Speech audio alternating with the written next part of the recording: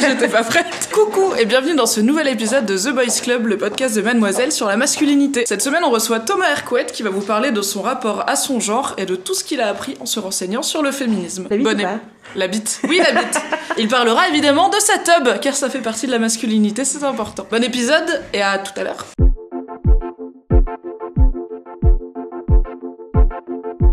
Coucou, c'est Mimi. Coucou, c'est Fab. Bonsoir. Allez. Oui. Bonsoir, qui es-tu? Qui est là? Je suis Thomas. Tu nous as niqué notre... Et bienvenue dans... The Boys Club. C'est pas à toi de le Pardon, dire. mais pourquoi? Et pourquoi il est dans l'intro, lui? Pardon. Parce On que... leur donnera pas de micro au il a début. toujours l'habitude d'avoir des micros. C'est un peu un podcastos, comme on dit sur Thomas Hercouet. C'est vraiment ça qu'on dit. Non. J'espère que personne ne dit ça. Si, ça marche. Podcastos. Je crois que ça veut dire un petit bol en mexicain. Thomas Hercouet est donc le nouvel invité de The Boys Club, le podcast Mademoiselle qui parle de masculinité, et je suis très contente, même s'il est un peu zozo. Dis-moi Thomas Hercouet, Oui. qu'est-ce que ça veut dire pour toi être un homme? Ah, j'en ai aucune idée, en fait, concrètement parlant, parce que c'est pas un questionnement que t'as souvent.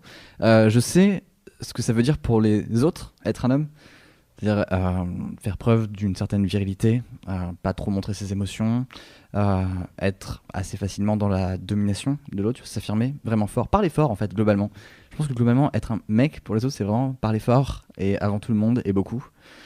Mais pour moi, en fait, je sais pas, parce que moi, ça correspond pas à la façon dont je vis le fait d'être un mec, en fait. Mais ma définition est en cours de réflexion, c'est-à-dire que je me mets juste en antagonisme par rapport à des valeurs dans lesquelles je me reconnais pas, tu vois. C'est-à-dire que j'ai du mal à saisir, en fait, en quoi être dominant ou ce genre de choses me correspond. Alors, j'ai conscience que je profite d'un système de façon inconsciente et involontaire. Donc c'est un travail de tous les jours d'essayer de se dégager ce truc-là. Mais au-delà de ça, c'est dans tout ce que tu apprends quand tu es au collège ou au lycée de ce que c'est qu'être un mec, il n'y a rien dans lequel je me reconnaisse vraiment, en fait. Même dans les aspects, parce que donc là tu parles d'aspects plutôt négatifs de la virilité, comme être dominant, écraser les autres, parler très fort et plein. On peut dire qu'il y a aussi certains aspects positifs à ce qu'on met dans la case être un mec. Il y a par exemple des notions de protéger les autres, de prendre soin de sa famille. Est-ce que tu te reconnais pas non plus dans ces notions positives? Non, parce que pour moi c'est pas exclusif à quelque chose de masculin en fait. C'est les valeurs positives de être un mec, tu vois, c'est pas quelque chose qui sont genrées pour moi. C'est des valeurs qui sont morales de façon générale, mais qui pour moi, à titre personnel et à titre de vécu perso et d'expérience personnelle, sont pas liées à une recherche de genre. Donc pour moi, c'est pas hyper intéressant de me qualifier comme homme par rapport à ces valeurs-là. C'est-à-dire que tu te définis perpétuellement au fur et à mesure de ta vie. La personne que j'étais il y a 5 ans, c'est une autre personne en fait. J'ai vraiment l'impression d'avoir appris beaucoup de choses et d'avoir changé, ce qui fait que si j'avais la personne il y a 5 ans en face de moi, j'aurais pas l'impression d'être face à moi vraiment. Et je sais que j'aurais un discours très différent. Tu vois, il y a 5 ans, par exemple, tu m'aurais dit c'est quoi être un homme? J'aurais peut-être plus eu tendance à dire oui, bah, effectivement, c'est avoir des questions de protection, ce genre de choses, tu vois. Enfin, peut-être des valeurs positives, mais là, aujourd'hui, je fais bah non, pas forcément. Et donc, du coup, cette idée que tu ne savais pas il y a 5 ans qui tu es aujourd'hui, qui tu allais être aujourd'hui, la personne que tu es aujourd'hui ne sera pas celle que tu seras dans 5 ans. Donc du coup, en fait, tu es dans une redéfinition permanente de qui tu es. Et c'est pour ça que c'est hyper important de s'enrichir d'un maximum d'expériences possibles et de se redéfinir et de se remettre en difficulté. Et voilà. Pour moi, c'est pas lié au genre spécifiquement, mais le fait de vivre ma vie comme ça a vraiment remis le genre en question, quoi. Tu parlais du fait que même au collège et au lycée, tu te reconnaissais pas dans les valeurs de la masculinité qu'on essayait de t'imposer, j'imagine, du coup. Est-ce que tu as essayé de te calquer dessus à un moment? Est-ce que tu as essayé d'être, entre guillemets, un mec, un vrai, avant de te dire « Ok, non, ça me saoule ». C'est bête, mais là on touche à du coup l'hétérosexualité. Mais oui, en fait, quand tu découvres ton corps physiquement et que tu fais « Ah, ok », tu sens que tu as une attirance pour les personnes qui ne sont pas de ton genre, le genre d'en face est féminin, donc tu fais ah bah oui, par déduction. donc ça c'est le sentiment là. Après, pour ce que tu disais, genre au collège, au lycée, non, en fait j'ai fait pire. Et c'était horrible parce qu'en fait au collège et au lycée, donc on est en On est entre 2000 et 2005 à peu près.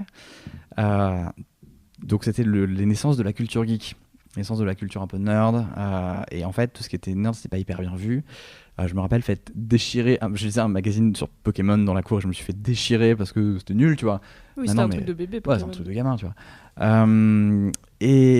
Et en fait, je me suis construit un peu, et je pense que en tant que quand tu découvres ton corps et que tu passes la puberté, c'est hyper important. Enfin, le chemin que tu fais mentalement et moralement est conjoint avec celui que tu fais aussi physiquement dans certaines mesures.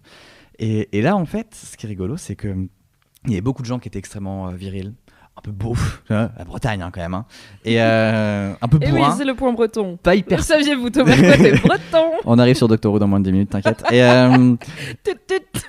du coup, oui, c'était vraiment bizarre. Et je me suis construit en opposé, c'est-à-dire que j'ai fait, ok, ces mecs-là sont tous des cons.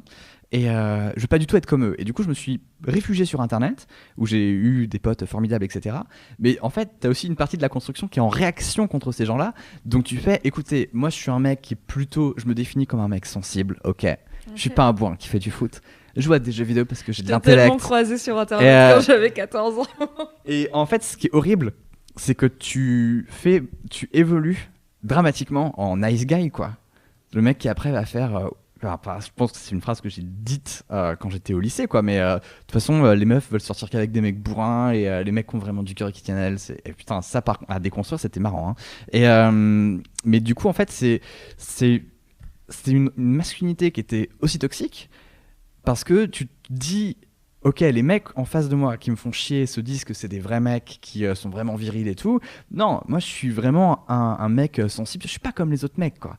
C'est tous les mecs qui font mais je suis pas comme les autres gars, rien à voir. C'est super parce qu'en fait j'ai jamais entendu un mec, enfin si, j'en ai entendu, mais comment dire ça, on parle beaucoup des filles qui aiment pas les filles, qui sont en fait l'équivalent féminin, qui se construisent en réaction à une féminité traditionnelle et qui du coup ont tendance à enfoncer un peu les autres meufs sur la route, surtout à l'adolescence. J'en étais moi-même une, et j'ai jamais pris en compte le fait que oui, je suis con, il y a aussi des mecs qui aiment pas les mecs et c'est pas un problème entre guillemets genré que dans le genre des femmes.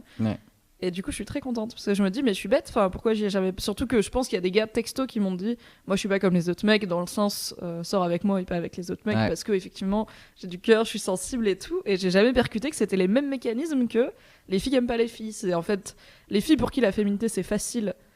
C'est pas juste parce que pour moi c'est pas facile, du coup je vais me construire en réaction et dire que c'est des greluches, quoi. Mais même le côté mec, enfin on peut dire mec qui aime pas les mecs, c'est vraiment le syndrome du nice guy, quoi. C'est le mec qui est un peu mis de côté par des canons, qui se ressent pas dans une masculinité ultra affichée, ultra mainstream, littéralement toutes les pubs de parfum, tu vois, enfin les trucs comme ça, et pour mec. Mais en fait, la toxicité est la même. C'est-à-dire que la violence est la même à la fin. C'est-à-dire que tu te places dans un rapport de supériorité. Tu te dis, ouais, non, mais moi, je suis un vrai mec. Donc, en fait, tu dois pas pouvoir me dire non. Et finalement, en fait, dans les deux cas, tu as ce relent de culture du viol qui pointe. Et c'est glauque. Et en fait, et le jour où tu te rends compte que tu perpétues ces schémas-là, c'est un peu une sacrée descente, quoi. Et où tu te rends compte que finalement, là, ouais, être un homme, abuser de ton pouvoir de mec en te disant parce que t'as été abreuvé de toute cette littérature un peu nerd des années 90 où c'est le mec moche qui se tape la top mode à la fin, etc. Ça te met des idées vachement toxiques dans le crâne, et en fait c'est très très dur de s'en dégager. Et donc comment t'as fait du coup pour sortir de la nice guy zone? En vrai, juste déjà en étant bien avec quelqu'un, et puis en étant avec des partenaires qui sont vraiment, avec lequel tu te rends compte que c'est pas comme dans le que c'est pas le mec casse tout. Ça c'est masculin. Oui. C'est pour le coup défonce tout, quoi. Du coup en te rendant compte qu'en fait c'est pas que juste ça marche pas comme ça, et en le formalisant, et puis en fait là où il y a une grande part d'éducation sur internet, en lisant des témoignages de meufs, en écoutant des meufs, en écoutant leurs ressentis, et voilà, enfin tout bêtement en fait en écoutant les personnes à qui tu fais subir ça, et là tu te rends compte que tu fais genre ah merde, au début tu fais ouais c'est pas moi. Tu sais, quand t'as des témoignages de meufs qui viennent te dire il y avait un gros mec lourd, le mec lourd c'est jamais toi ni tes potes, et en fait au bout d'un moment tu fais ah ouais, c'est un petit peu ok, d'accord. Donc ça c'était il y a quelques années, et Je crois que c'était jusqu'à ce que j'arrive à Paris un peu, donc assez tard, mine de rien. Mais il y a eu un moment. Il y a eu un moment où ça a basculé en fait. Il y a eu un moment où ça a shifté. Et c'était quand j'étais à Cardiff, où en fait, on était une soirée, je crois que c'était une soirée d'Halloween, et j'avais pécho quoi. On s'était vu. J'avais, comme on dit en Bretagne, j'avais levé une belette, tu vois. Louise, n'hésite pas à mettre du mano.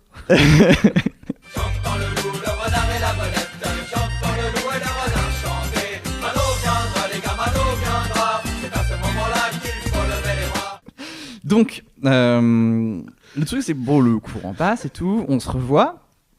Et en fait, donc elle habitait dans une coloc il y avait genre 5 personnes. Et c'était vraiment genre pitch perfect, quoi. C'est-à-dire que toutes un peu stéréotypées. Chaque personne de cette coloc c'était une sitcom, quoi. Il y avait une sitcom sur le point d'éclore. Donc à chaque fois que j'y allais, j'assistais à une sorte d'épisode de Mauvais Friends, parce que toutes ces personnes-là n'étaient pas ouf non plus. Et parle anglais, donc c'est pas grave, je peux le dire. Et du coup, c'était pas la meilleure coloc du monde, mais c'est très rigolo à voir.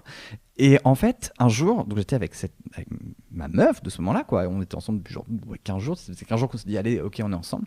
Et là, il y a une de ces colocs qui était un peu la pain-bêche, hein, la personne un peu grande gueule. Celle qui dit, je suis grande gueule. Ah, et, je suis franche. Je suis franche, ça. je suis entière. Mon défaut, l'honnêteté. Et qui arrive et qui fait à ma meuf, putain, c'est vachement. Donc moi j'étais là dans la pièce, qui fait, c'est vachement drôle que tu revois Thomas comme ça, parce que je me rappelle l'année dernière, tu sortais avec un mec tous les 2 jours et tout, tu tapais un mec tous les 2 jours et tout machin. Et là sur le coup j'ai eu une réaction qui était assez bizarre. Donc ma meuf à ce moment-là était un peu morte de honte, et moi j'étais en mode, mais c'est dégueulasse. Et en fait j'ai fait, ok, qu'est-ce qui se passe? Et là j'ai fait, attends, c'est chelou. Je suis en train de me dire, le fait que cette meuf-là ait eu plein de relations avec des mecs avant, ça me gêne. Et il y a eu tout un chemin à faire à partir de là. Ça a duré quelques jours, en vrai, parce que c'est pas non plus, pas non plus un Master 2, mais t'es en mode, ok, qu'est-ce qui me gêne dans le fait que cette meuf ait eu plein de mecs? Parce que concrètement parlant, là en ce moment, elle a pas plein de mecs. Elle en a genre un, et c'est moi, et ça va. Et elle en change pas tous les 2 jours. Donc c'est plutôt cool pour ma gueule, quoi. Qu'est-ce qui me gêne là-dedans? Est-ce que c'est le fait que c'est une question de score? Genre, elle a plus de mecs ou de meufs que moi? En vrai, moi je m'en fous, parce que j'ai sûrement eu des relations peut-être plus intenses à un moment donné. Puis même, en fait on s'en fout. Enfin, et je sais plus comment ça s'était passé, mais j'avais vu une métaphore qui était très nulle, mais vraiment nulle à chier. C'était sur internet, j'ai vu une meuf qui expliquait, en fait, je comprends pas ce truc-là, parce que c'est un peu comme un bol de céréales, tu vois. Peu importe le nombre de bouchées de céréales que tu as eu avant, celle qui compte, c'est toujours celle que tu es en train de prendre maintenant, et tu penses plus aux celles d'avant, et celles d'avant, elles comptent pas, en fait. Et j'ai fait, c'est vraiment nul à chier, mais c'est vrai. Et en fait, c'est la métaphore la plus chelou que j'ai c'est la plus daubée, non mais dire, ouvertement. On s'en bat les couilles de combien de personnes. Mais voilà, c'est ça. Mais en fait, d'où vient, je crois que c'est à partir de ce moment-là que je me suis dit, ok, j'ai vraiment un problème avec des choses, des valeurs qui m'ont été inculquées et que je maîtrise pas et qui vont me pourrir. Mais à quel moment, en fait, est-ce que il faut qu'une meuf ait genre eu moins de mecs que moi, j'ai une meuf pour qu'on kiffe une relation? À partir de quel moment est-ce que j'ai ne serait-ce qu'un droit de regard là-dessus? À partir du moment, pourquoi ça doit me toucher? Pourquoi ça doit me heurter? Je comprends pas, c'est nul. Et donc à partir de là, je crois que c'est vraiment à partir de ce moment-là qu'il y a eu tout ce travail de déconstruction qui a été fait. Et ça allait mieux. Et du coup, après, ça permet d'avoir moins d'angoisse. Et en fait, t'es plus à l'écoute, et surtout, tu fais, mais juste prendre du recul, quoi. Et de se dire, mais en fait, rien ne t'est dû. Enfin, on te doit pas ça. Enfin, arrête, en fait, kiffe juste le moment, là, maintenant, tout de suite. Et le reste, pose pas de questions. Et si tu te poses des questions, c'est probablement qu'elles viennent juste de toi. Et c'est tout. C'était dur pour toi de faire ce boulot-là? Non, pas du tout, en fait. Parce que c'était, au contraire, c'était hyper apaisant et hyper relaxant. C'est juste la réalisation. En fait, c'était en 2 temps. C'est-à-dire que le premier truc qui m'a fait mal, c'est « Oh là, j'ai tapé plein de mecs avant moi, c'est chaud !» Et après, j'ai fait « Oh là, pourquoi c'est chaud, en fait ?» Et il y a eu juste ça. Donc ça a pris à peu près un quart d'heure. Et après, le reste, c'était juste des dialogues avec moi-même. Et voilà. Et est-ce qu'à un moment, t'es sorti justement de ce dialogue avec toi-même pour dialoguer avec d'autres personnes, notamment d'autres mecs, sur ces sujets-là? Parce que j'imagine, dis-moi si je me trompe, mais j'imagine que dans ta communauté de potes des internets, il y en avait d'autres qui avaient grandi comme toi en nice guy, parce que je pense que vous étiez... Enfin, j'ai l'impression que les gens comme ça ont tendance à rester entre eux, parce que comme ça, personne leur dit « N'es-tu pas un connard en ce moment ?» Et ils n'ont pas à se remettre en question, justement. Alors, peut-être pas avec ces gens-là, mais est-ce que tu as parlé de ces prises de conscience et de ces réflexions avec d'autres mecs autour de toi? Bah bof, en vrai. En tout cas, au début, là maintenant, j'en parle plus facilement. Mais depuis même quelques mois seulement, parce que je vois des potes autour de moi qui parfois peuvent avoir des comportements un peu chelous, et maintenant je le reconnais chez les autres. Mais en fait, au début, c'était un truc super intime. Et en fait, comme je suis toujours dans cette optique de je sais pas qui je suis, et je sais pas ce que je vis maintenant, et qui est-ce que je suis pour donner des leçons. Parce que ce que je dis là maintenant, ça sera peut-être plus valable dans 3 ans, et peut-être que ce que je vais dire là maintenant aura un impact, alors que dans 3 ans, je regretterai l'impact que ça pourra avoir. Donc en fait, c'était très égoïste et pas très malin. Mais vraiment cette idée de... ouais, déjà en tant que mec, moi je suis avec des potes où on parle pas vraiment de ça, quoi. Vraiment. Alors Star Wars, aucun problème. Doctor Who un peu? Non, ils veulent pas. Ils veulent pas. Ils veulent plus. C'était trop. Ils veulent plus. Je peux les comprendre. L'homme le plus intense du monde. Mais du coup, maintenant, on en parle un peu plus. Et surtout, en fait, je suis entouré de gens qui aussi parlent à des meufs et donc qui font ce parcours aussi. Et oui. Mais c'est marrant parce qu'il y a eu d'autres invités de The Boys Club dont les réflexions ont commencé grâce à une meuf, en fait, qui leur en a parlé ou qui les a remis en question, alors que toi, finalement, c'est pas ta copine qui t'a dit calme-toi, on s'en fout de combien de gens, avec combien de gens j'ai couché, en quoi ça te regarde. C'est toi tout seul qui t'es dit attends, pourquoi ça m'embête? Ouais, mais là, ça vient quand même de la propre honte, je pense, de ta copine, non? Non, tu crois pas, non c'est pas en réaction à sa propre honte quand sa copine lui dit en vrai, j'ai dit honte, elle avait modérément honte, tu vois, c'était un peu genre, elle était gênée par la situation, par le fait que sa copine ait ouvert sa gueule, tu vois, c'est pas qu'elle avait honte de se taper des mecs. En plus, slut shaming entre guillemets ou pas, c'est juste chelou d'aller voir une fille devant son mec et lui dire c'est marrant que tu sortes avec machin. Non mais oui, mais là on était vraiment dans Mean Girls où la meuf voulait tester un peu le machin, quoi. On pourra faire un jour The Girls Club. Un jour. Parler de tout ça. Et non, mais en fait, c'est juste que j'ai toujours traîné beaucoup avec des meufs, vraiment beaucoup. Et donc du coup, en fait, même si au fond, t'as ces valeurs très masculines, t'as cette culture du viol, ce slut shaming qui revient souvent, etc. Même mine de rien, en fait, j'avais déjà un fond de sensibilité, de culture et d'échange avec des meufs, et je savais ce qu'elles pouvaient ressentir, ce que mes potes autour de moi avaient pu ressentir, et c'est pour ça que ça s'est déclenché. C'est-à-dire que si j'avais traîné qu'avec des mecs, à aucun moment je me serais posé la question, j'aurais été resté en boucle là-dessus. Et là en fait, le fait j'ai sûrement entendu des potes me faire genre en fait c'est pas un problème, tu vois, d'avoir plein de relations, de toute façon ça compte pas, etc. Et en fait, juste d'entendre et d'écouter ça, quoi, un maximum. Enfin, je pense que de toute façon, c'est la clé du truc. C'est-à-dire que si t'écoutes pas les personnes concernées, comment est-ce que tu veux comment est-ce que tu veux avancer dans tes réflexions, quoi? Parce que sinon, si t'écoutes pas les personnes concernées sur des sujets qui les concernent directement, c'est pas des avancées que tu fais, c'est de la fanfiction, quoi. Et à partir de là, ça n'a aucune valeur et aucun sens et ça te fait pas grandir. Alors que bon, il y a des fanfictions qui sont très cool, mais c'est pas la question. Est-ce que dans ce processus de déconstruction, tu as l'impression qu'il y a, entre guillemets, des frontières que tu vas encore dépasser, des choses un peu charnières, comme, en fait, je prends l'exemple des femmes qui avancent dans leur déconstruction de des codes de la féminité qui leur ont été imposés, avec les poils. Il y a plein de femmes qui sont incapables, toujours, de publiquement sortir avec des poils sous les bras et qui disent je sais que c'est une construction sociale qu'on doit s'épiler, je sais qu'il y a des filles qui le font et c'est très bien pour elles, moi j'arrive pas encore, mais j'espère y arriver un jour. Est-ce que t'as l'impression d'avoir des frontières comme ça qui soient liées à ta masculinité? Là tout de suite, si c'est internalisé, je pourrais pas te dire, c'est sûr que oui, mais elles sont internalisées, donc je sais pas c'était l'objet de la question. Enfin, est-ce que t'en as visible? C'est sûr qu'il y en a sûrement où le toi de dans 5 ans dira mais t'es con Thomas, bien sûr que t'avais pas encore réglé ce souci, quoi. Oui, mais évidemment, mais c'est évident, et c'est évident je pense qu'on porte en nous tous cette part de toxicité potentielle qui peut surgir à tout instant et sous des formes involontaires et complètement contrôlées et incontrôlées, pardon. Et c'est horrible, moi ça me fait ultra flipper en vrai, hein. C'est-à-dire que moi il y a un truc qui m'a fait vraiment flipper, alors c'est moins lié à la masculinité, c'est le fait, alors c'est extrêmement touchy d'en parler, mais le fait d'avoir une relation sexuelle avec une meuf et que tu te rends compte après coup que la meuf se soit forcée. Et ça me terrorise en fait. Donc c'est con, c'est un peu hors sujet par rapport à la question que tu poses, mais c'est le genre de choses où je sais que je vais découvrir des trucs parce que il y aura eu des situations dans lesquelles il sera passé quelque chose que je regretterai énormément. Et voilà quoi. C'est juste que c'est très glauque. Mais c'est possible parce qu'en fait, tu as ce germe, tu as été éduqué comme un garçon, tu as été éduqué dans des rapports de force. En plus, alors pour peu que tu sois blanc, brun à Paris, et trentenaire et hétéro, ça va pour ta vie quoi. Mais du coup, il y a forcément ça va forcément surgir à un moment donné. Et je sais pas quand, et ça me rend mort de trouille. Et bien sûr, c'est évident qu'à certains moments, tu vas y avoir des dérapages, et je sais pas quand, et je sais pas où. Donc c'est pour ça que j'essaie un maximum d'écouter les gens pour faire cette réflexion le plus vite et le mieux possible.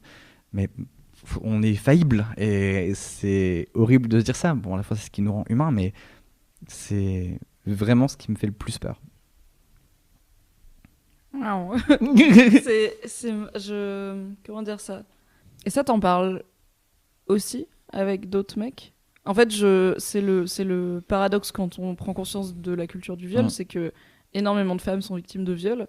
T'as pas forcément un mec qui les a toutes violées, donc en fait, énormément d'hommes sont coupables de viol. Ouais. Donc on connaît forcément des violeurs, et du côté mec plus que du côté femme, ça induit que peut-être moi aussi j'en suis un. Ce qui est aussi possible du côté femme, mais c'est beaucoup moins courant. Et je me suis toujours demandé, comme moi-même c'est compliqué à process, parce que si demain on vient me dire hey, ton meilleur pote il m'a violé, je serais là. Ouais. Quoi? Comment? Donc j'irais bien sûr lui parler et essayer de comprendre ce qui s'est passé. Mais je sais pas comment ça se passe du côté des mecs, cette gymnastique mentale de ça peut si on est 5, il y en a peut-être un dans la pièce qui a violé une meuf, et peut-être qu'il le sait même pas, hein, c'est possible, parce que comme tu dis, en fait la fille, le viol est tellement mal enseigné et présenté que plein de gens ne savent pas qu'ils ont été violeurs ou victimes de viol. Mais grave en fait. Pardon, je te laisse finir. Non, mais c'est juste ça, c'est du coup je me demande comment ça se passe chez les mecs, quand en plus là il y a eu l'actualité de Weinstein, de MeToo, d'énormément de mecs qui ont été dont des comportements ont été dénoncés, et il y a toujours des gens pour dire mais en même temps oui c'est des comportements de beauf, mais c'est pas c'est normal, les hommes sont comme ça. Donc le sujet a été vraiment très discuté. Je me demande chez les mecs qu'est-ce que ça a fait d'en parler. Mais je crois qu'on n'en parle pas beaucoup. Enfin, moi en tout cas j'en parle très peu. Encore une fois, je traîne pas avec beaucoup de mecs avec qui j'en parle. Mais j'en parle plus volontiers avec des étrangers sur internet. Genre des inconnus, pardon. C'est un anglicisme. Strangers on the internet. Mais en fait, c'est mortellement terrifiant et c'est glaçant. Bon, le jour où tu réalises ça, en fait, c'est glaçant. Bon, déjà, le truc, c'est que par rapport pour revenir chronologiquement à avant, le harcèlement de rue, par exemple, c'est un truc que tu découvres vraiment tard. Genre, moi, j'étais déjà avec ma première vraie copine à cette époque-là, et je me rappelle que une fois, alors déjà j'étais team à ce moment-là, et ça va, siffler c'est un compliment, ok. Et t'avais déjà sifflé des meufs dans la rue? Non. Ok. Non, non, parce que juste, je suis à l'ouest. Non, mais ça, je pense que c'est parce que je suis à l'ouest, quoi. Mais ça m'était déjà arrivé d'aborder des filles, genre dans des gares ou des trucs comme ça. Oui, je dis ça, mais on s'était rencontré avec la meuf en question dans une gare, donc c'est un peu nul comme argument, mais disons que ça m'est arrivé de dépasser parfois la zone de je m'approche pas d'une meuf, et en fait ce que je comprends pas, c'est qu'en général t'apprends vite. C'est-à-dire qu'en général quand tu fais ça une ou deux fois, quand tu vois le regard des meufs qui font genre mais en fait non, tu apprends à voir ce regard, il y a un regard, tu vois, il y a une expression faciale, il y a un truc, voilà, ça apprend assez vite. Par contre pour la partie harcèlement de rue, c'est ma meuf de l'époque qui était rentrée, donc on était à Caen, et elle avait dû traverser, alors pour ceux qui connaissent, elle avait dû rentrer du campus 1 jusqu'à Hérouville-Saint-Clair. Oui, je vois. Ça fait une petite quarantaine de minutes de marche. Et en fait, elle est rentrée et elle fait je me suis fait siffler 4-5 fois, quoi. Il y a un mec qui m'a suivi. Et là, tu fais genre, bizarre. Et ça correspondait à l'époque où sur Mademoiselle vous commenciez à en parler. Donc j'ai fait putain, effectivement c'est peut-être un vrai sujet, c'est peut-être un vrai truc. Mais au début tu fais genre mais non, c'est pas possible, ça exagère, et surtout que c'est amplifié par des tas de mecs qui vont te dire c'est des conneries. Donc tu te sens validé en fait, dans ton côté, non mais c'est peut-être exagéré un peu. Et en fait j'ai pas dit c'est exagéré, mais j'ai plutôt dit en fait c'est cool, c'est parce que c'est un compliment, ça fait plaisir de se faire siffler. Parce que Mais j'ai jamais généralement, nié quand les vraiment gens la disent réalité. c'est mais exagéré, c'est pour C'est les la trucs qui deuxième vont étape. plus loin, genre suivre Ah oui, ok. une meuf Ouais. qui dit on m'a suivi pendant 15 minutes, le mec a essayé de rentrer dans Ah oui. mon immeuble et tout. Oui, t'es parano. Oui, là Ouais, c'est mais exactement enfin, ça. enfin, personne ne fait ça, ou alors c'est un fou dangereux quelque part dans la Creuse, tu sais, qui est tout seul et qui fait ça tout le monde. Oui, c'est ça, en fait. Et du coup, tu fais genre, oh ouais, bizarre. Et en fait, plus t'en parles avec tes potes, meufs, après, plus tu te rends compte que bah, c'est hyper courant. Donc tu fais, ok, donc c'est un vrai truc. Et donc ça, bah, pareil, ça prend quelques temps et tu fais genre, ah merde, ok. Donc à partir de là, tu essayes de réviser ton comportement, mais bon, bah tu sais jamais comment t'es. Enfin, t'as pas une petite lumière verte ou une lumière rouge dans ta tête qui dit c'est bien ou c'est pas bien. Donc heureusement, mais quand même. Et après, en fait, pareil pour ce côté. Quand on parle de viol ou de violeur, t'as l'impression que c'est vraiment un mec dans une rue sombre avec un manteau. En tant que mec, on t'apprend tout le temps ça. En tant que meuf aussi. Ouais, super. Et du coup, en fait, là, entendre des récits, voir des chiffres, comme le fait que la plupart des viols se passent dans des milieux... La victime connaît en général. Ouais, son violeur. C'est voilà. c'est 80% des cas. 70-80%. C'est ça. Et tu fais genre... la famille. Bah oui, c'est ça. Et tu fais genre, oh ouais, mais c'est pas possible, c'est que des familles cheloues, c'est le tonton ou un truc comme ça. Famille bretonne. Et exactement, c'est les Côtes d'Armor, c'est sauvage.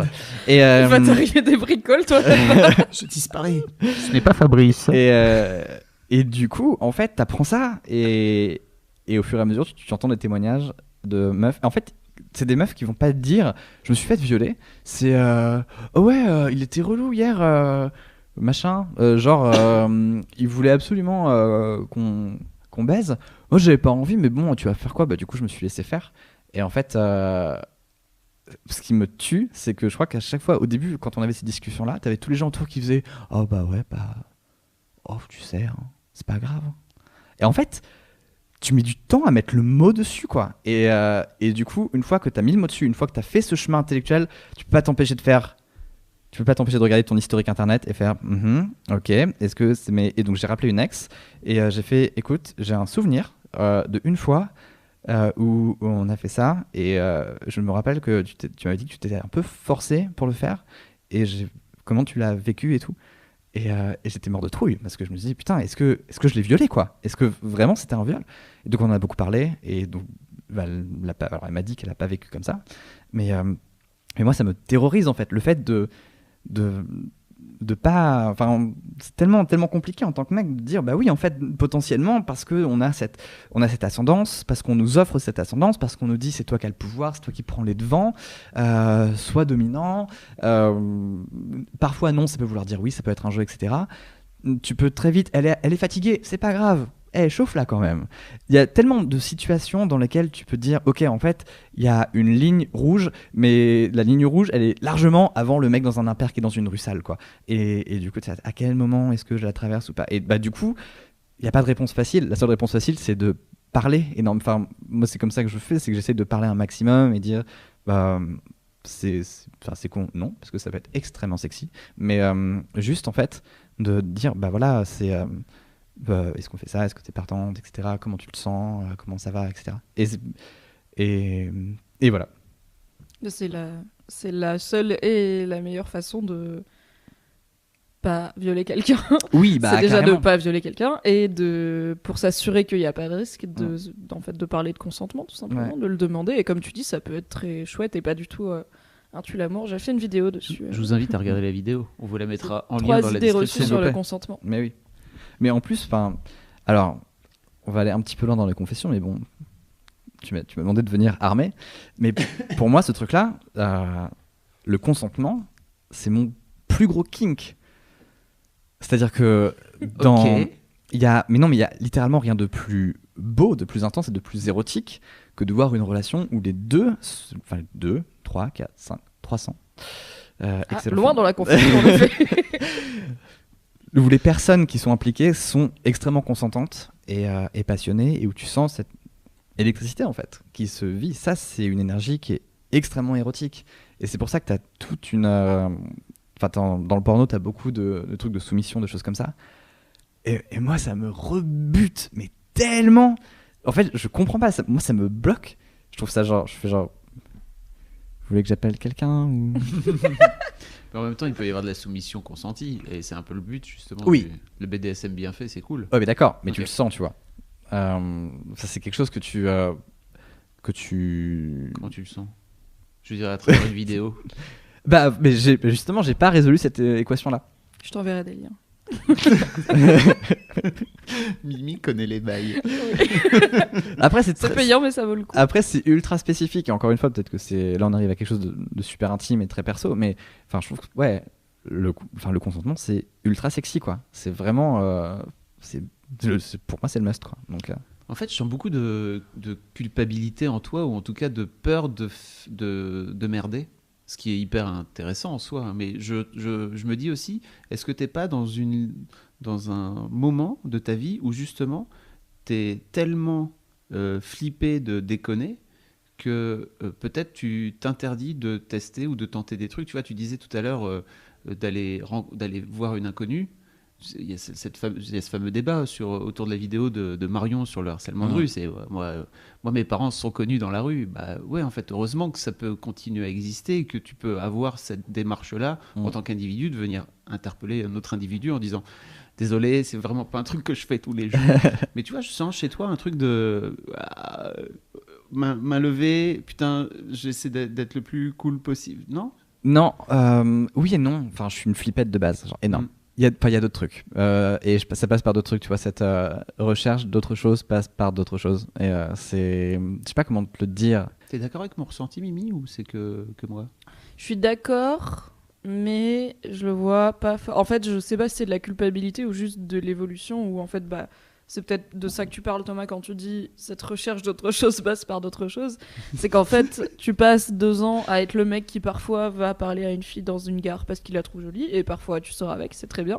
Et en fait, tu grandis, tu changes, et t'es plus ce mec-là. Et en plus, il se trouve que plein de filles t'ont expliqué que on sait jamais si le mec qui vient, il va péter un câble quand tu dis non ou pas. Donc, en fait, ça les met dans une situation de légère angoisse jusqu'à ce qu'elles se rendent compte que c'est le bon couette, ça va. Si tu lui dis non, il va pas te taper. Et en fait, du coup, bah, juste, t'es plus le mec qui parle à des filles dans des gares. Mais est-ce que c'est parce que, en fait, t'as envie de le faire, mais tu te dis, j'ai envie de prendre aucun risque d'être un connard, donc je vais pas le faire? Ou est-ce que c'est parce que t'es juste plus le même gars? En fait, ça m'intéresse pas de parler à des gens dans l'espace public. Genre d'aller accoster des gens, des inconnus dans la rue, tu vois. Enfin, c'est pas du tout mon truc. Moi, parler à des gens en soirée, ouais, et après, voir ce que ça donne, ouais, de ouf. Mais parler à des inconnus comme ça, enfin, en fait, ça m'a jamais, depuis un moment maintenant, ça m'a pas, j'en ai jamais ressenti ni l'envie, ni le besoin, ni quoi que ce soit, tu vois, c'est juste pas ma cam. Okay. Et là, c'est pas de la peur. Tu vois, quand tu me disais, c'est pas de la culpabilité ou de la peur d'essayer des trucs, je pensais que tu me parlais au lit. Et j'ai fait, non, ça va. peut rentrer là-dedans aussi. Ça peut rentrer là-dedans, ouais. Tu parlais d'avoir peur d'avoir violé quelqu'un, ce qui est un truc très compréhensible. Hein, ouais, mais non, parce qu'encore une fois, le dialogue est hyper présent, en fait. C'est là qu'en fait tu parles, et c'est là que tu vois comment ta relation fonctionne, et c'est dans cette façon, ça passe par beaucoup de choses, en fait. Et puis encore une fois, tu as 1000 signes. T'as des regards qui trompent pas, le fait de se mordre les lèvres, ça trompe pas, tu vois, ce genre de choses. Et tu vois comment ça évolue, et en fait, au bout d'un moment, tu sais comment tu connais le safe word, quoi. Et la safe face. tu vois, même quand les gens te parlent, tu sens qu'il y a quelque chose qui va pas des fois, donc tu peux déceler ça. Et mais non, et c'est des nouveaux trucs. Non, après, en termes de rencontres, ce genre de choses, non. Pas dans la rue, non, merci, ça va. C'est marrant parce que tu parles beaucoup de dialogue et d'écoute. Dans l'épisode de The Boys Club avec Raph Descraques qui est sorti, il dit que c'est justement en se libérant des contraintes de la masculinité et en rentrant en phase avec ce qu'il appelle son énergie féminine qu'il a développé des compétences plutôt associées au genre féminin, notamment l'écoute et la parole, en fait, et la communication. Okay. Est-ce que toi, t'as toujours été du genre à être très à l'écoute et très perceptif des autres et très empathique? Ou est-ce que tu penses que c'est aussi venu avec ce côté j'arrête d'être un nice guy et de mal vivre ma masculinité? Ouais, alors en fait, je pense que déjà, pour me choper, faut me parler. Et c'est le fait de parler énormément qui fait que ça marche. Et c'est au bout d'un moment, à chaque fois, c'est au bout d'un moment quand on se parle beaucoup, je fais il y a peut-être un truc là. Donc en fait, ce jeu de dialogue et d'écoute, pour moi, il est mais primordial. C'est-à-dire que s'il n'y a pas ça, il peut rien se passer. Et au-delà de ça, je sais pas si je pense que le fait de me débarrasser de valeurs qui étaient un peu des préconceptions, genre notamment le fait que bah ouais, t'es un mec en fait et il y a une meuf qui t'attend par défaut quelque part et la meuf ne doit pas te dire non. Ce genre de choses, je pense qu'en fait ça élimine une partie de ça élimine beaucoup de barrières et ça fait genre ok bon, bah maintenant en fait quelle est la personne que tu as envie d'être avec des gens, et là en fait tu peux être beaucoup plus en phase avec toi-même. Donc je vois ce qu'il veut dire. Je suis pas hyper on avait parlé de ça avec lui en plus. Je suis pas hyper forcément raccord avec le fait de parler de partie féminine, parce que pour le coup c'est vraiment c'est la partie individuelle quoi, c'est-à-dire que c'est toi et c'est comment est-ce que tu es en phase avec toi-même, comment est-ce que tu t'écoutes en fait, comment est-ce que tu t'écoutes et comment est-ce que tu t'offres à la personne en face. Et je sais que il y a beaucoup de choses qui ne trompent pas et il y a beaucoup de processus qui font que ça colle ou que ça colle pas, et qu'il y a beaucoup de sensations qui font que ça colle ou que ça colle pas, et l'écoute et le dialogue s'en fait partie. Pouvoir en parler, pouvoir parler au lit, pouvoir rire après, pouvoir passer des nuits blanches à juste être ensemble, mais sans forcément faire du sexe, tu vois, genre juste être l'un contre l'autre et être ensemble pendant des nuits entières. Ça oui, ça c'est hyper important et c'est ce qui est extrêmement déterminant pour moi. Et voilà, je sais pas si c'est se débarrasser de valeurs. En fait, tu parles beaucoup de relations avec les filles, ce qui est une part très importante de la masculinité. Et comme tu dis, en plus, t'as compris entre guillemets que t'étais un homme parce que t'aimais les femmes, mais les femmes c'était pas toi, donc t'es un homme. C'est QFD. Quid de tes relations avec les hommes? T'as dit que pendant longtemps, en fait, tu parlais pas trop aux mecs, t'avais pas trop d'amis mecs. Est-ce que t'en as plus maintenant? Ah mais le rapport est pas le même, c'est marrant. C'est-à-dire que c'est vraiment j'ai l'impression qu'on est collègues, tu vois. On est plus collègues que potes souvent. Après, j'ai des potes avec qui on est potes, il n'y a pas de problème pour ça, mais il y a vraiment ce rapport de collègue où tu as l'impression de partager le même bureau. Et ce bureau, c'est ton genre. Sauf qu'en fait, tu as des collègues qui sont horribles au bureau. Et tu as d'autres collègues avec qui ça se passe bien, avec qui tu partages des trucs, tu n'irais pas forcément passer ta vie avec, mais c'est vraiment un esprit de camaraderie dans le sens où t'es dans un open space avec plein de gens et ces gens ont des pratiques différentes. Toi, t'as ta pratique de l'open space, mais tu partages cet open space et tout le monde vit des trucs communs, quoi. Donc, en termes de mobilier, cette métaphore part complètement hors de contrôle. Parfois le téléphone sonne, parfois il n'y a plus de café. Mais en gros, ouais, c'est ça, c'est un rapport très camarade. Mais est-ce que par collègue, tu en opposition à tes relations que tu peux avoir avec les femmes, pas forcément tes copines, hein, mais tes petites amies, mais les femmes, est-ce que tu inclus une sorte de pudeur? Parce que pour moi, il y a aussi un truc, il y a une barrière avec les collègues. On est obligé, comme tu dis, de traîner ensemble. On va être cordiaux dans l'idéal. On peut même très bien s'entendre, mais souvent, à la fin, on a notre vie à nous et on la partage pas avec nos collègues. Ouais. Donc, est-ce que tu penses que tu partages plus avec les femmes qu'avec les hommes? Mais carrément, grave, complètement. Mais en vrai, alors oui, enfin je dis complètement, mais oui et non, je pense que ce sont deux pudeurs différentes, je pense. La pudeur que je tends à avoir avec les femmes est plus quelque chose de l'ordre de... tu sais que tu as un rapport de force sociétalement qui est quasiment prédéfini, évite d'aggraver la situation. Et avec les mecs, c'est plus une pudeur du style... on est dans la même équipe, mais voilà, tu vois. Non, je vois pas. Ça voudrait dire qu'en fait, tu parles peut-être plus d'émotions avec les meufs qu'avec les mecs, par exemple? Par défaut, ouais. C'est ça, de base? Ok. Avec les mecs, avec les mecs, tu partages, comme tu disais, genre pour parler de Star Wars, voilà, c'est ça. Des vannes, des trucs comme ça. Plus comme ça. Qu'est-ce qui fait que tu préfères parler, toi, d'émotions avec les meufs? Est-ce que tu as déjà tenté de parler d'émotions avec des mecs? Comment ça se passe? Oui et non. Là, t'es en train de le faire, hein. Avec plein de mecs qui sont en train d'écouter. Ouais, je sais, mais en fait, oui et non, c'est-à-dire que déjà, je viens d'une famille où entre mecs, déjà entre nous, on parle pas de nos émotions, tu vois. Vraiment, c'est un truc qui est très refoulé. Je crois que j'ai parlé de mes émotions pour la première fois vraiment il y a 2 semaines, là, pour la première fois. Vraiment, c'était. Ah bon? Oui, vraiment. Je te vois comme quelqu'un de... Non mais le reste c'est du faire part, tu vois. Très sensible. Ah. Le reste c'est bonjour, je suis amoureux de telle personne, j'ai ça, il se passe ça. Alors que là pendant les vacances on a eu plusieurs discussions sur plein de choses et voilà.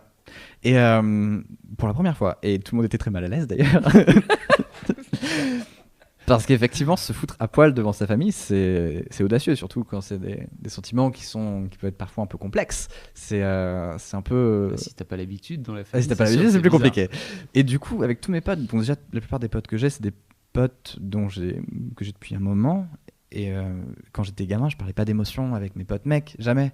Par contre, avec les filles, oui. Et en fait, tu grandis avec ce schéma-là, et ça s'entretient, et ça s'entretient. Et au fur et à mesure, en fait, t'arrives au collège et au lycée, tu te rends compte que les mecs, tu parles pas d'émotions avec, vu qu'ils te déchirent tes magazines Pokémon.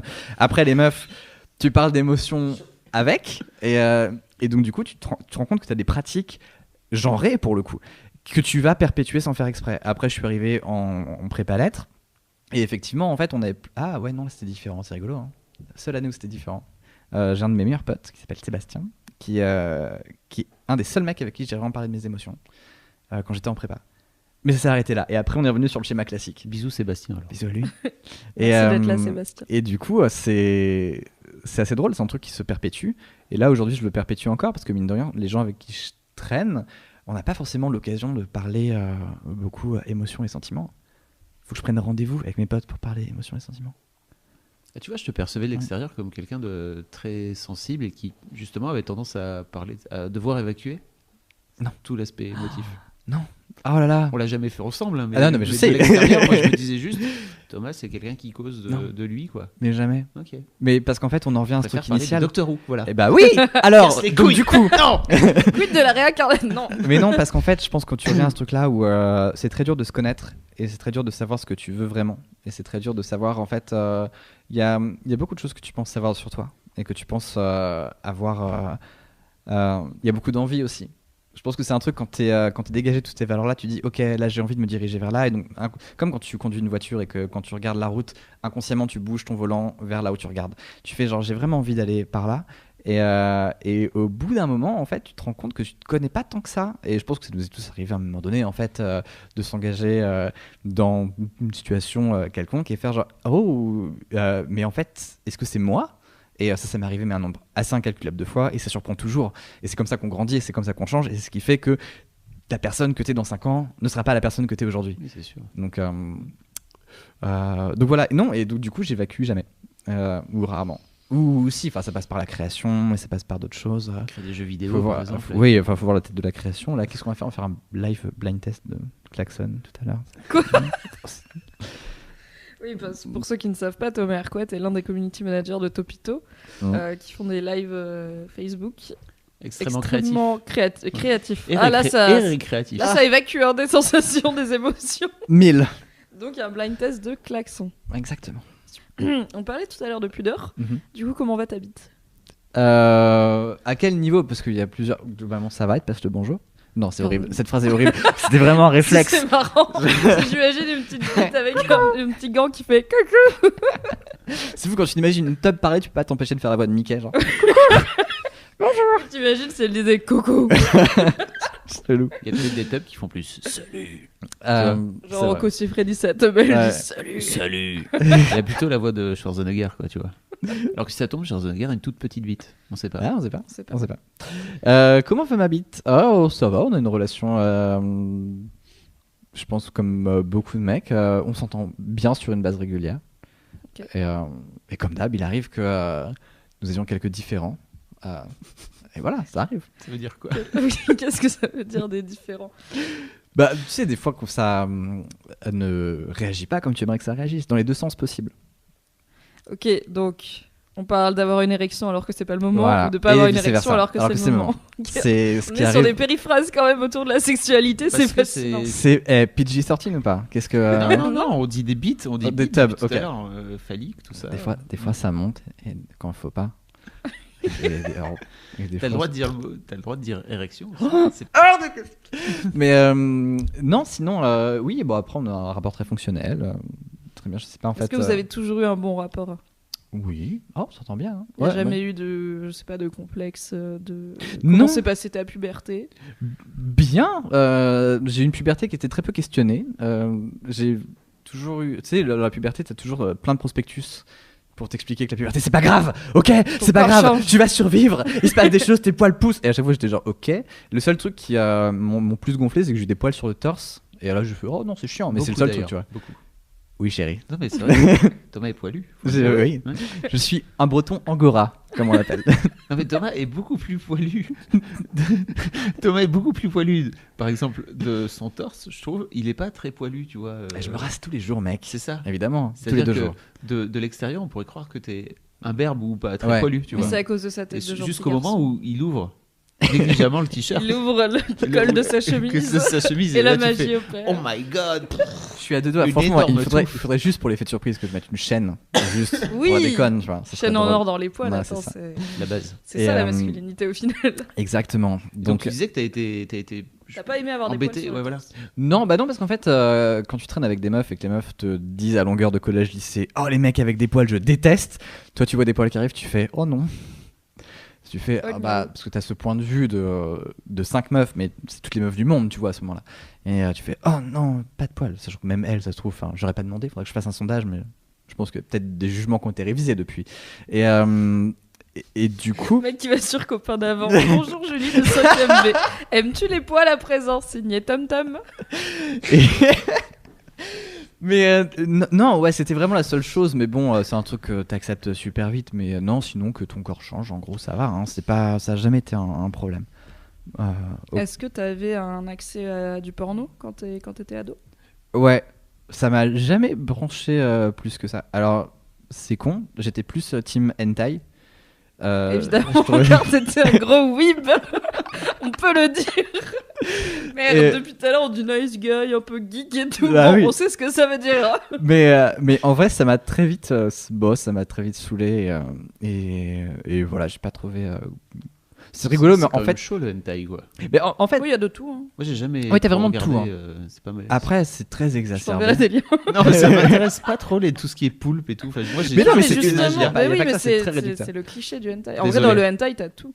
En fait, T'as le poulpe. Ouais. Et t'as José et Josie sortent ensemble et font l'amour pour la première fois dans Ouais. une t'as des trucs, étreinte tendre et aimante Ouais. et souriante, tu vois. t'as des trucs très mignons. T'as aussi de la pédophilie, à plus savoir comment faire. Mais Encore, t'as des ouais. trucs super mignons. T'as de tout. Il En faut fait. regarder les tags avant de cliquer, quoi. Ouais. Ok. C'est noté. Je n'utiliserai pas ces conseils, mais d'accord, c'est noté. Donc, non, voilà, l'adolescence s'est passée un peu comme ça. C'était cool. Mais le porno, non, alors jamais. En fait, alors dans le porno, il y a c'est vraiment ridicule. Hein. Mais le truc qui me gêne le plus, c'est la réal. Le grain d'image. J'aime pas. Ah oui, mais moi c'est pareil, c'est parce que c'est mal joué. Mon premier porno, c'était c'était un Dorsel qu'un pote m'avait filé au lycée, qui m'avait filé le DVD en douce, tu sais. Et c'était tellement mal joué, ça m'a énervé parce qu'en plus j'ai fait un lycée option cinéma, donc j'étais genre en cinéphile, tu vois. Et j'étais offensée par le jeu d'acteur. Vraiment, c'était pire que les téléfilms de l'après-midi sur M6. Je comprends. Oui. Le blocage technique, on va dire. Ouais. Mais après, il y en a qui est pas joué, il y a le porno amateur. Ouais, mais Il y a tellement de porno accessible maintenant que le cliché du film Oui. mal joué, genre voici votre pizza et ma bite, tu vois. Ouais, Il y a de la just variété. Mais ouais, non, du coup, c'est pas. Enfin, j'ai pas un rapport au porno très fou. Alors après, par contre, C'est le moment de la révélation parce que du coup, à chaque épisode un nouveau truc, une c'était la nouvelle question, pratique. c'est la littérature. Yes, Érotique. les fanfics. Mais non, même pas les fanfics, parce que souvent c'est un peu écrit avec la tub. Bon, tu me diras c'est raccord, mais non, enfin, genre j'ai pas de référence parce qu'en général, c'est comme le porno, tu te rappelles pas forcément du titre. Mais ouais, la littérature érotique, j'aime bien. Je trouve ça.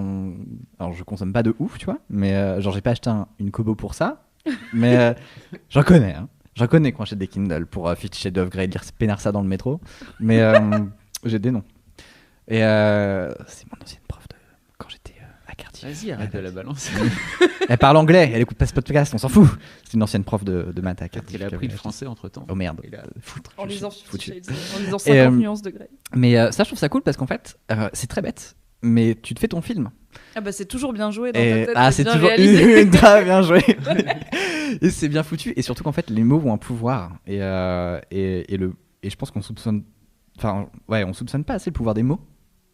Là, vraiment, le pouvoir des mots, c'est ouf. Et tu combines ça à ton imaginaire.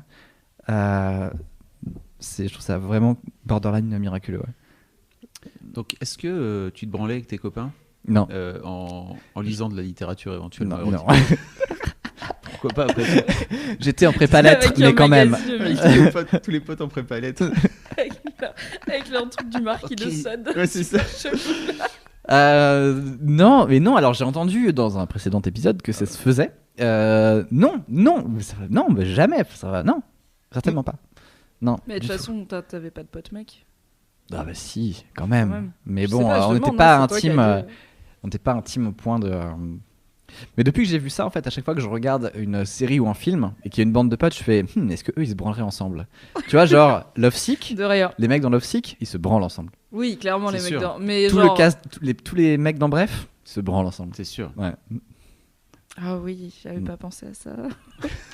Les mecs Très dans Scrubs, probablement. ils se branlent pas ensemble.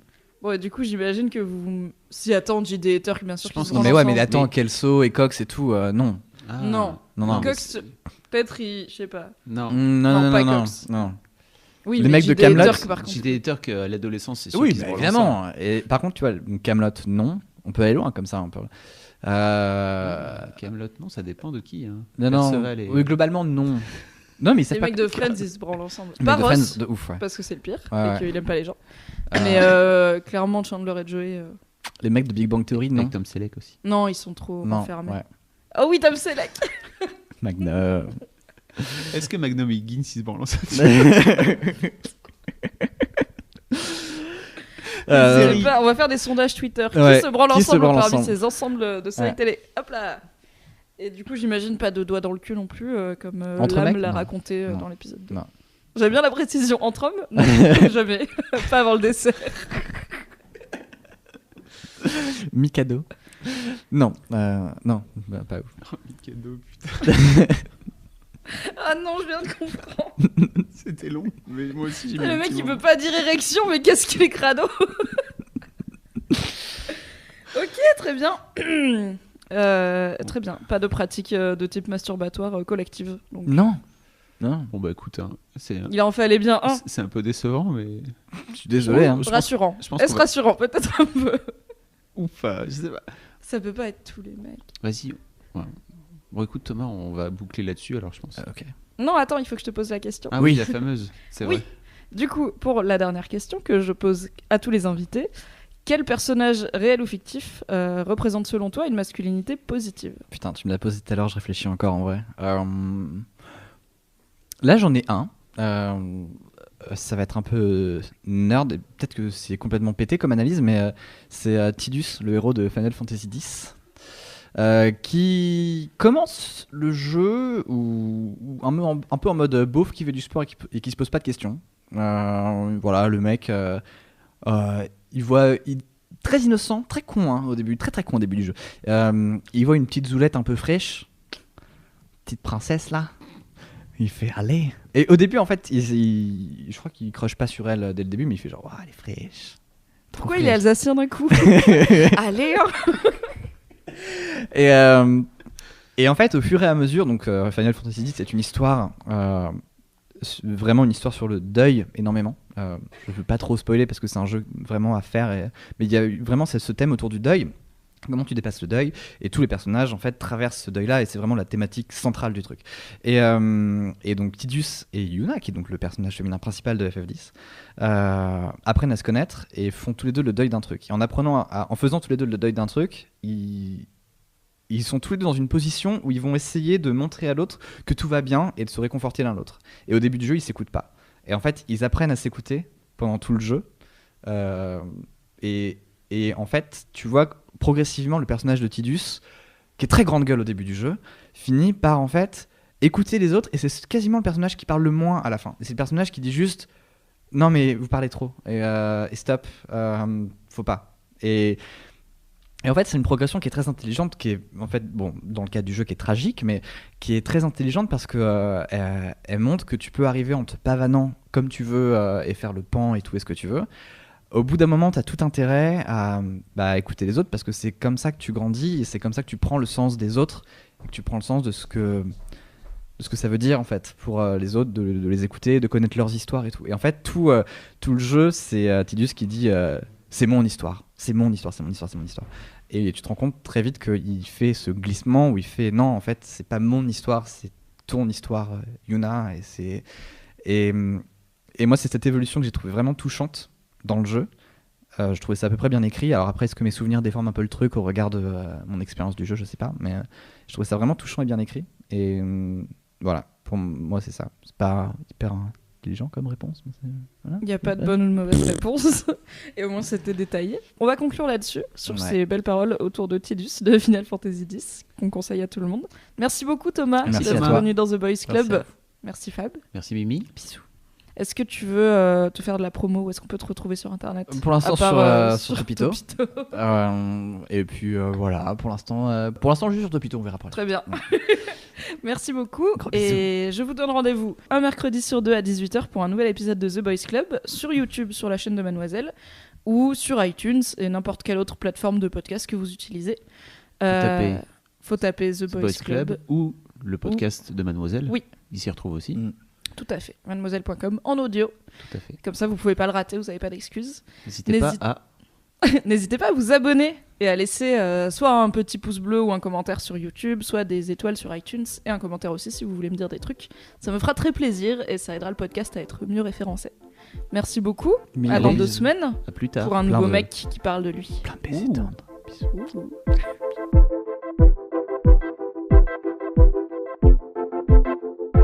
J'ai arrêté les Final Fantasy quand les personnages ont eu une voix parce que je préférais lire dans des bulles et qu'apparemment j'avais beaucoup d'opinions là-dessus quand j'avais genre 13 ans. Du coup, ça se défend. Ça se défend de ouf. Je ne sais pas quoi vous dire, j'aimais bien lire, j'aimais pas leur voix. Voilà. Mais peut-être que j'y jouerai un jour. Merci d'avoir écouté The Boys Club. Si ça t'a plu, n'hésite pas à mettre un pouce bleu, à me dire en commentaire ce que t'en as pensé. Et tu peux bien sûr retrouver le podcast sur iTunes et sur toutes les autres plateformes d'écoute du monde entier. On se donne rendez-vous la semaine prochaine avec une nouvelle vidéo et dans 15 jours pour un nouvel épisode de The Boys Club. Bye!